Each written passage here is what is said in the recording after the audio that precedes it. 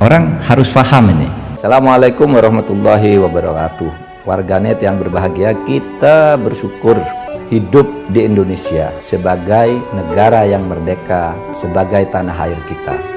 Mari cintai tanah air kita ini agar kita bisa melaksanakan perintah Allah dengan sebaik-baiknya. Dengan tingkat kepuasan yang akan sampai 82,2%, banyak yang meyakini, analis politik satu suara mengatakan bahwa Jokowi adalah Kingmaker 2024.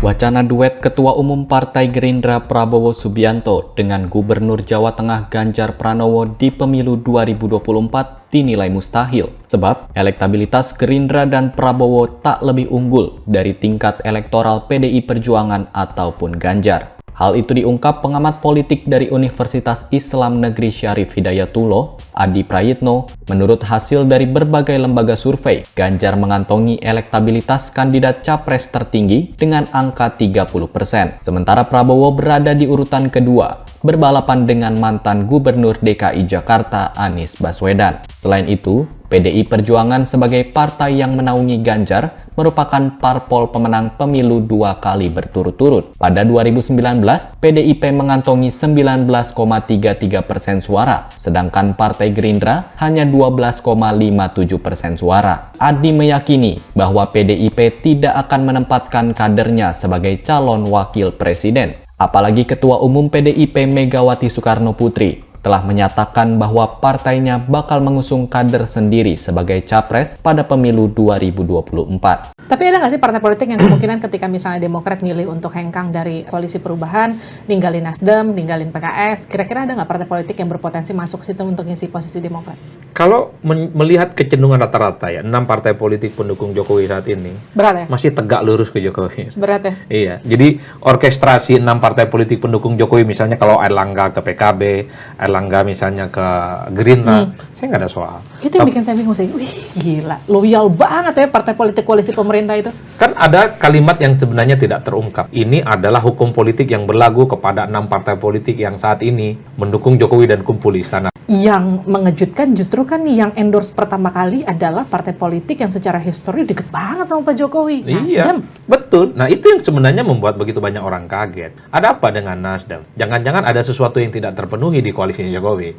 Terlampau penuh, terlampau banyak pemain, terutama ketika Gerindra masuk di dalam. Jangan-jangan ada kemewahan yang sudah mulai tidak didapatkan oleh Nasdem. Makanya Nasdem mengusung Anies, sosok orang yang selama ini memang dianggap sebagai antitesa, orang yang paling tidak disukai oleh kubu pemerintah. Maka muncullah huru-hara politik ini. Andai Nasdem tidak mengusung Anies, saya kira huru-hara politik ini tidak akan ada seperti Nggak akan sekarang. gitu-gitu banget. Tidak akan gitu-gitu amat. Kalau yang maju Prabowo versus Ganjar nggak ada soal, yang maju itu Prabowo versus ini nggak ada soal. Karena pasti nyaman Jokowi. Ini adalah orang-orang yang bisa dipastikan melanjutkan apa hal yang sudah dilakukan. Kan itu saja sebenarnya, Livi. Jokowi belakangan begitu agresif. Jokowi nggak mau susah payah membangun bangsa dan negara ini dibusuk-busukkan lah sama orang yang selama ini memang dianggap sebagai oposisi. Percuma panas setahun kalau akhirnya hanya kena hujan dalam sehari. Kan itu saja yang dikhawatirkan oleh Jokowi. Makanya sekalipun Nasdem mengatakan salah apa dengan usung Anies, sama-sama anak bangsa. Iya, tapi ingat ada mazhab politik yang memang tidak bisa dibantah. Makanya pertemuan-pertemuan yang dilakukan oleh Pak Luhut misalnya ataupun pernyataan Pak Hasto itu adalah bentuk islah politik yang ditawarkan oleh Jokowi. Ngobrol, masih ada negosiasi yang paling mungkin dilakukan. Bagi kita yang melihat dari jauh, Nasdem boleh menjadi teman, boleh kita rekonsiliasi. Catatannya, Anies tak boleh maju di 2024. Lepasin Anies. Betul. Ini bukan soal Anies nggak Anies. Siapapun yang diusung Nasdem, tapi sosoknya adalah oposisi, mengancam semua hal yang dilakukan oleh Jokowi, rasa-rasanya akan juga ditolak. Saya kira halum lah dalam politik.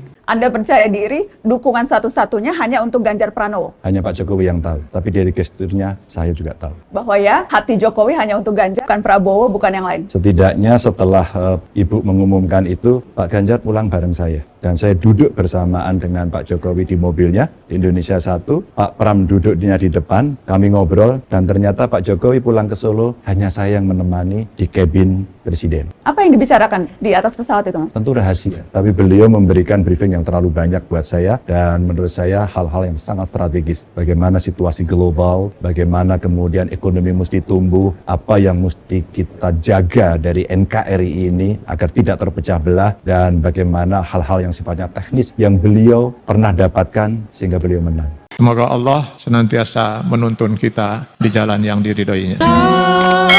Terima kasih.